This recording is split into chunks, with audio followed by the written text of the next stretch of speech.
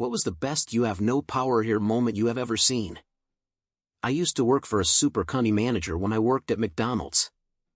This guy was horrible to us.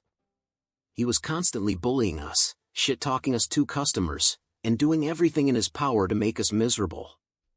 Well, so many people complained about him that he ended up getting fired. New manager was great. He was super chill and understanding with us all. A couple weeks after he took over, the old douchebag comes in and starts talking about how terrible the store looks, how our service is shittier than ever, and how much this store needs him. The new manager looked at him and said, "If you don't leave, then the cops are gonna make you." When the douchebag didn't move, new awesome manager stuck to his guns and called the cops. The douchebag is no longer allowed on any McDonald's property in the city and has a restraining order against him. I worked for 8 years servicing communications equipment on site. 5 of those years were as the department manager. When oil was found in our area, we got so busy we could barely even think. Most of my team were pulling 12-plus-hour days 6 days a week, and we were struggling to hire people quick enough. One day, the CEO texted and said he hired an assistant manager for me, which was something I desperately needed. I was dirty as hell from my previous job and swung by the store to pick him up and take him to one of our sites where he would be doing paperwork. The moment he got in the truck, he immediately started talking shit. He started telling me about how everything we were doing is fucked up and the department manager my name was a total moron and he would have my job within a few months. I just sat and mostly listened.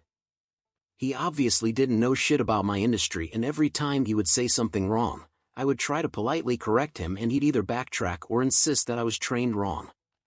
When we got to the site out in the middle of the West Texas desert, he complained about the layer of dust on everything and ordered me to clean up the entire site. When I sat down at my desk, the guy continued to bitch my ear off about everything that was wrong and chastised me for sitting down at my desk when he told me to clean up the site. So I called for a taxi, filled out a notice of termination, and handed it to him.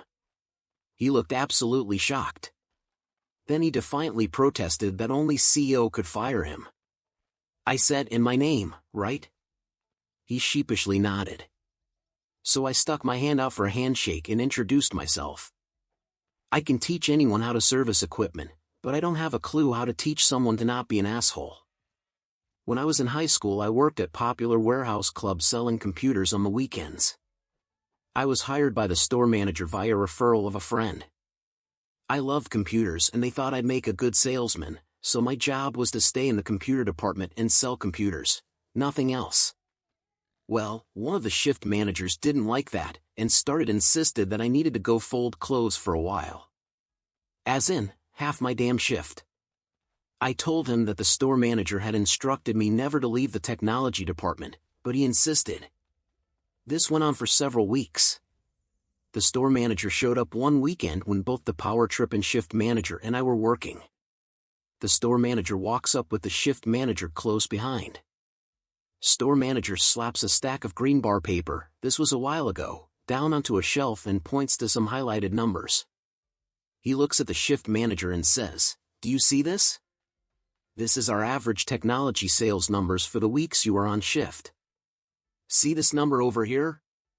This is our average technology sales numbers for weeks you are not. At this point, it would be more cost-effective for me to simply fire you. What do you think of that solution?" The guy stammers and stutters like a toddler caught bullying another kid on the playground. Fortunately, the dude wasn't fired, but the store manager made it clear that when I was on shift, I was not to leave the technology department unless I was on break or there was a fire in the store. That shift manager never said another word to me. This is a bit silly, but gave me a great feeling of satisfaction. Due to the bad economy and poor money management, my parents have moved into the spare room of the house my husband and I bought a year ago. Things are mostly smooth, though I'm not the closest to them for several reasons I won't go into here. The other evening I was out gardening, because it's hot during the day and we have the luck of having a street light right next to our front yard, keeping it pretty well illuminated even after sundown. I mostly garden at night, and I thought I had gotten the hose twisted, as it kept getting stuck. This went on for a bit, when I realized that it wasn't stuck, but being pulled. I looked into the dim area just past the illumination of the streetlight and spied my father, crouched over and tugging the hose. Well, I did the only reasonable thing to do, and I sprayed him. He yelled and ran inside with me chasing. Once he got inside, he made a face and goes, "You can't get me now." I'm inside. In that father-to-daughter don't you make a mess tone of voice. I readied my hose, looked him in the eye and said, "It's my house." And just fucking let loose with the hose. He was soaked. Worth cleaning up the mess for that moment of true fear in his eyes. I got married 2 years ago overseas, because my wife is from Europe, and they have cool castles and shit. My Canadian family and friends all came over because most had never been. We're a little older and well off, so we splurged. Wedding was awesome, dinner amazing, reception is in full swing, and quite frankly, it's a little warm. Warm for us Canadians. It was around 10 C, in early November. When you mix in wool suits, drinking, and lots of dancing, some of us colonists were working up a bit of a sweat. Thankfully, the venue had a balcony, with huge doors. I kept going over and opening them, as some folks were inside, some were outside, and there was a nice breeze, but I had to keep going over, because they were shut whenever I looked back. Finally, after the 5th or 6th time, this guy followed me, and demanded I keep the doors shut because it was cold inside. I didn't know who he was, so he must have been a +1 of someone on my wife's side, so I was mighty confused when he said, and I quote, "Who the hell do you think you are keeping these doors open, and the temperature so low inside?" "I'm the guy who bought you dinner." I watched him go over to my now cousin-in-law and grab his coat and almost pull her out the front door. I thought one of my groomsmen was going to burst, he laughed so hard. My job right before my current one. Property manager, the owner was an absolute prick. He was heartless and rude and racist, and I loathed him. I hated every day going into that job, but I needed the money. I was applying daily to my dream company in hopes that eventually I'd be accepted. In the meantime, every time I complained or mentioned something to my supervisor, I was told to shut up and get on with it. He was paying me too much to have opinions. 3 years after, we were a small office and the receptionist and assistant prop managers had quit. I finally got accepted into my dream company and happily put in my 2-week notice. In desperation, he offered me more money, a higher position, better benefits, which were laughable. When I said no, he asked why.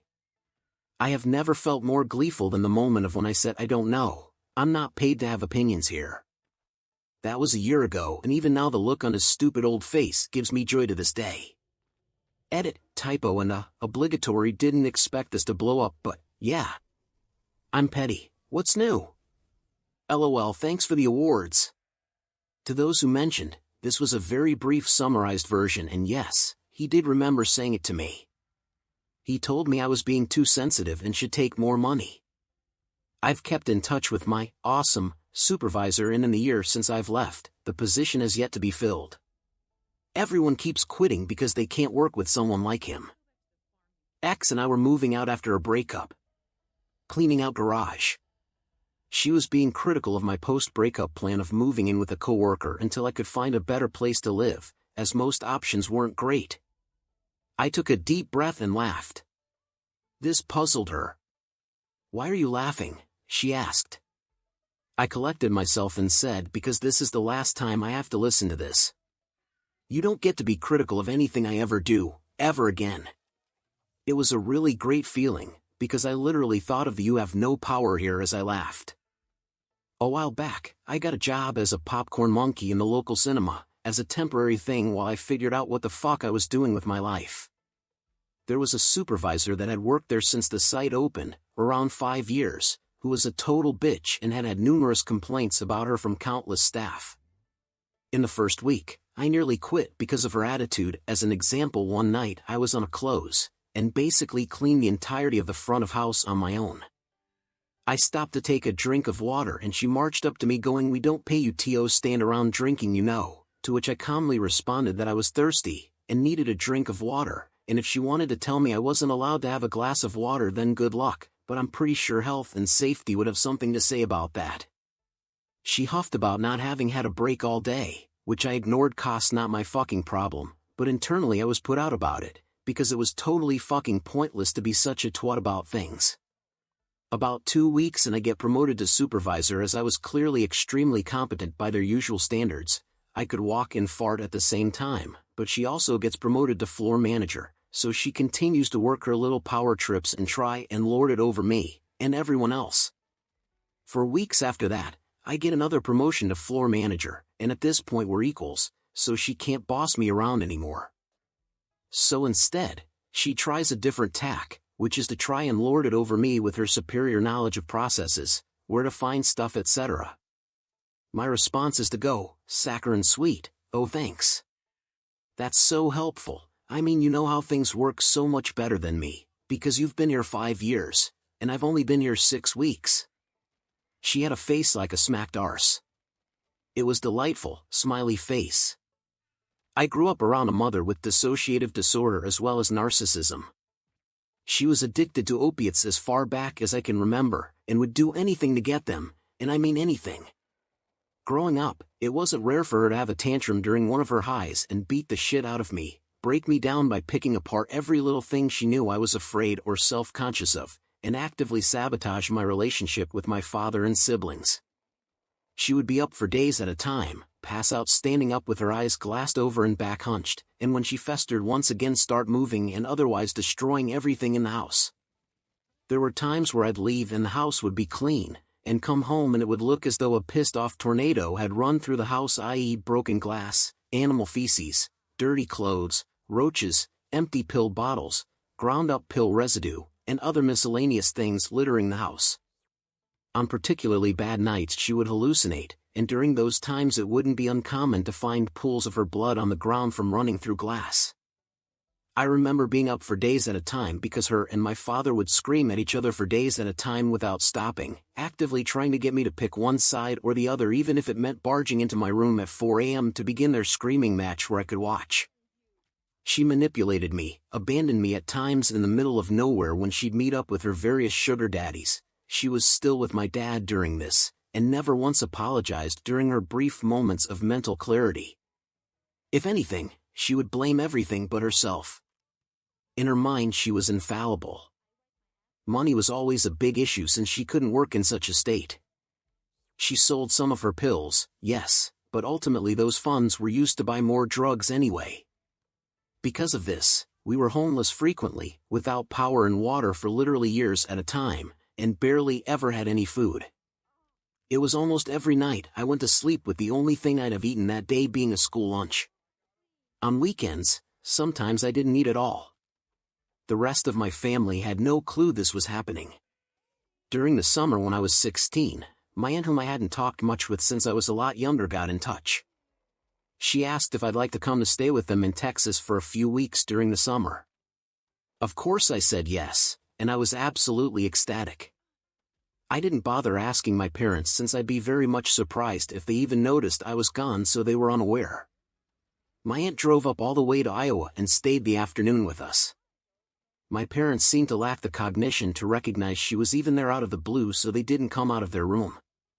As I stated before would happen frequently, when she arrived our house was fairly clean. We left for a bit to go get food, and when we returned the tornado had already passed. As she told me when we were on our way to Texas, the thing that bothered her the most wasn't that our house had suddenly gone to hell, it was that I didn't even react to it. Instead, I tiptoed around the debris and started packing my things without a word. This deeply unsettled her, and ultimately she asked me if I was safe where I lived. I said yes, as it was all I had ever known. She told me that what she saw frightened her, and she wanted me to come live with her in Texas. Thinking that she was joking, I brushed it off. After a few days down there though, I knew I had to do it. They showed me love, compassion, and care that I'd never even known existed prior to this, and it shook me to my core. So we decided, I was going to get emancipated from my parents and move in with them. Ultimately, this involved sitting in a courthouse across from my parents and their lawyer. The judge asked why I wanted to leave, and I explained the above. I expressed the love and compassion I'd experienced for the first time in my life, and that I wanted to, for once, live in peace. Their lawyer rebutted, "To me, it seems as though you have no respect for your parents. Is it because of their financial situation? It looks as though you're attached to the perks of living in a family that makes a reasonable amount of money, and not that you want to leave because they're unfit parents." My mother and father joined in, hooting and hollering, actively trying to break me down as they have so many times before. I let them speak, and I held my tongue until it was my turn. They tried to goad me on, tried to break me as they had so many times before, but I wouldn't let them. Finally, the judge asked me to speak. With as level a stare as I could muster, I looked at Mother, my father, and their lawyer across from me and said, "If you're asking me if I have no respect for my parents, then you are correct. However, to say it's simply financially motivated is incorrect. I no longer have respect for them because they have dash." As I was nearly finished, my mother, as she had so many times in the past, began to squirm and scream at me from across the table. "He's lying, the little bastard is just dash." Until the judge slammed his gavel down and cut the room, my mother staring up at him in complete and utter disbelief. I looked at her, keeping the tears I knew were right behind the corner at bay, and said, "For once in your life, for once in my life, behave as an adult. You can't stop me by simply yelling over me anymore. You have nothing to hold over me now. You can do nothing." As I spoke, the judge motioned to his officer, who moved towards my mother.